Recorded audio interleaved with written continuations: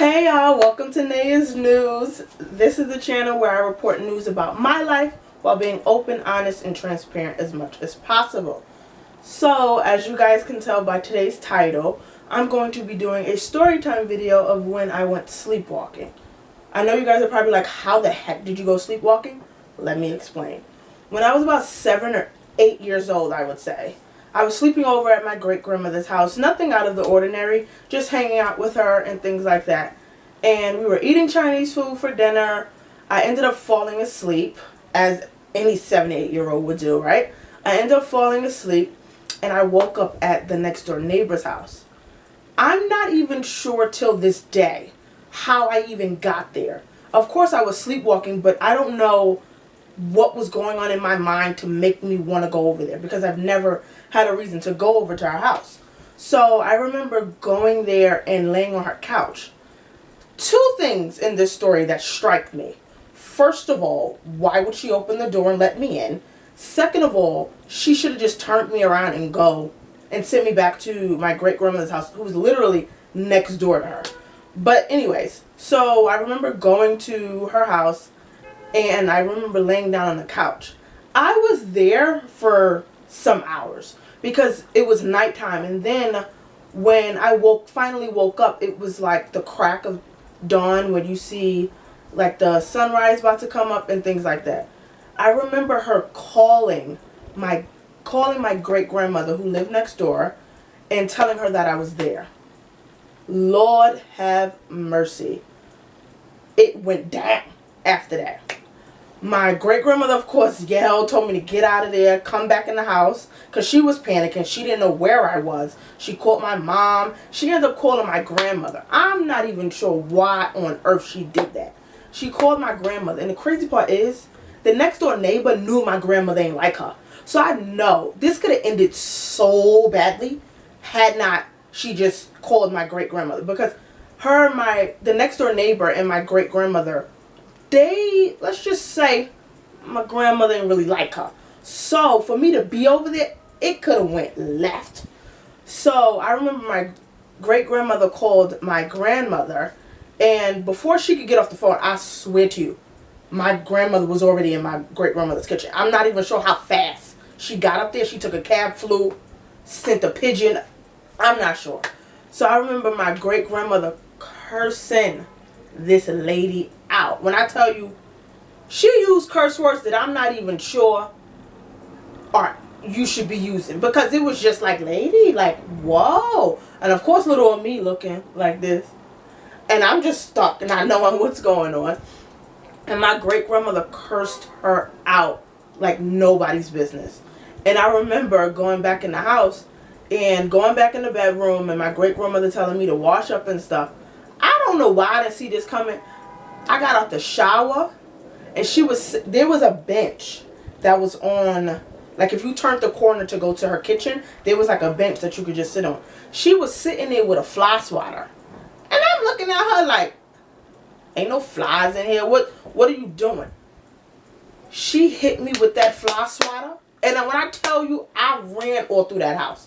Because in her apartment, the kitchen, the living room had 2 doors that you could go in and out. So I was spinning around that apartment trying to dodge her, duck. And my grandmother, she wasn't even on my side, yo. My grandmother stopped me and blocked me so my great-grandmother could hit me with the fly swatter again. When I tell you, I wanted to scream. Like, I thought my world was ending. I thought that you guys were not going to know me at 25 because I was 7 or 8 years old. I just thought, what the heck? And that was like the first part of everything. Once my mom found out, I was like, first of all, I told my grandmother, I'm like, Mom, why would you tell her? Like, this couldn't have stayed between you and I. Like, this could have been our forbidden secret. Like, no one knows. But of course, she woke half of the neighborhood up. And at the time, my great-grandmother and we lived across, like a building apart from each other, because we lived in the same projects. So when my mom came out and she finally came upstairs, the look on my mother's face, like, you guys will eventually get to know my mom because she'll be on the channel and things like that. But the look on my mother's face, I couldn't tell if that was going to be my last day on this earth or I was just in trouble to the point where she couldn't talk with her words. Like that look, you guys know that look from your parents when it's like a death stare where you just know it's on and popping after that. And I remember being so nice to my mom, like, hey mom, do you want me to wash the dishes? Do you want me to get you something to eat? Like I was being so nice to my mother, but that didn't work out.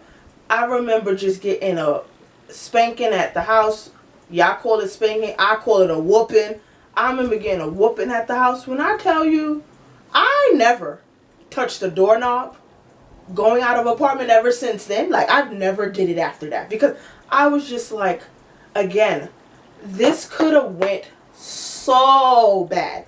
This could have went so bad because like I told you guys earlier, my grandmother didn't like that lady. And I know my great grandmother's next door neighbor knew that. So she could have did whatever on me. Like she could have had me go crazy in her apartment and no one would have knew because I literally just got up and walked out the house. Like literally I slept walk and walked out the house. Good thing I didn't go far. So I guess that's the blessing of this video. But that could have ended so crazy. So when doing all of that, I cherish my life so much. Like I would never do that.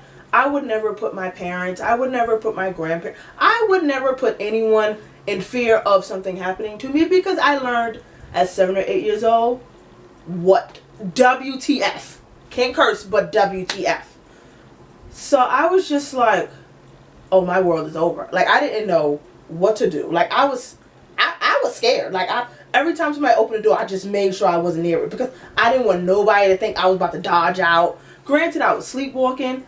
And just to think about how that night happened, I sent my grandmother, my great-grandmother, my mom, my sister, I sent everybody into a frenzy.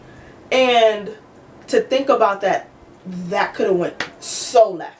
Again, that happened when I was 7 and 8 years old. I'm 25 now. Please don't judge me. I am matured. I have reformed. I am a grown adult. Do not judge me. However, when I was younger, I gave my mom and my grandmother, I gave everybody a run for their money because I was always like a quiet child. So people never really knew that I would do things like that. Granted, I was sleepwalking, but still, like, picture me sleepwalking. Don't worry, I'll wait. Like, how can that even happen? But it happened. And to me, honestly, it was kind of funny now that I think about it. But my mom and my nana and my great-grandmother, they didn't think it was funny at all. Like, no way, Jose, at all. But I know never to do that again. I know never to put myself in a situation where they have to question where I am at. I am open and honest about everything, so that's never going to happen again. So that wraps up the story time video, guys. I hope you guys enjoyed it. And feel free to like, comment, share, and subscribe. And I'll see you guys on my next video. Bye, guys.